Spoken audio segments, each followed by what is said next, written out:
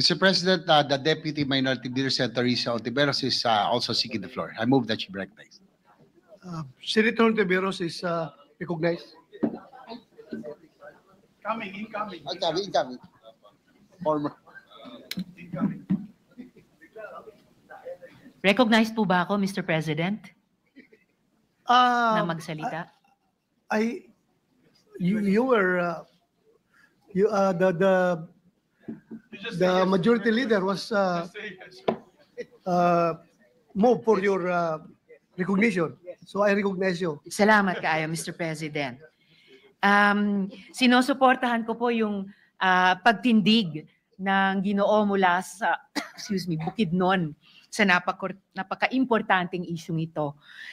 Yung kontra-isugal bill na inihain ko, Mr. President, ay nagdedeklara sa online gambling bilang public health risk.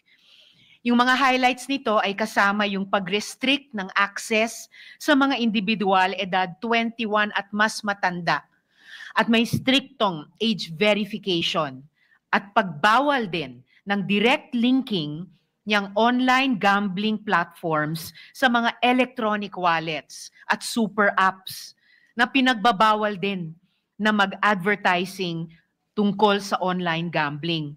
At speaking of e-wallets at super apps, Mr. President, Ginoo mula sa Bukidnon, hindi ko rin maintindihan bakit hanggang ngayon tahimik itong mga entity na ito sa gitna ng kontrobersiya tungkol sa online gambling. Hindi talaga nakatulong na hindi binanggit ni Presidente ang online gambling sa kanilang SONA.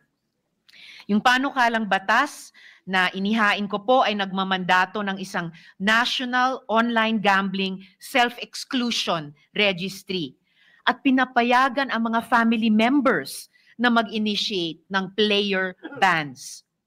Para i-mitigate yung financial harm, ang mga operators ay kailangang mag-implementa ng betting loss limits na kapag inabot yung betting loss limits na iyan, ay magti-trigger ng mandatory 30-day cooling off period. Dagdag dyan, itong kontra-isugal bill ko ay nag-i-impose ng sweeping ban sa online gambling advertising sa public spaces, sa traditional media ng TV, radyo at print, at sa digital platforms, kasama ng absolute prohibition sa sponsorship sa iba't ibang events. Ang isang 10% harm mitigation levy o sin tax sa gross revenues ng operators ay kokolektahin para magpondo ng treatment, awareness campaigns, regulatory enforcement at research. Nag-a-adapt siya ng public health approach sa gambling disorder. Kinikilala ito bilang mental health condition sa ilalim ng Mental Health Act. Nag-i-integrate ng treatment services sa benefit packages ng PhilHealth at nagsisiguro ng non-discrimination. Sa huli po, Mr. President, binaban ng panukalang batas na inihain ko ang government officials, employees, at uniformed service members sa online gambling. At pinagbabawal ang campaign contributions mula sa online gambling operators na may malalaking penalties sa iba't ibang paglabag sa panukalang batas na ito o kapag naging batas na ito.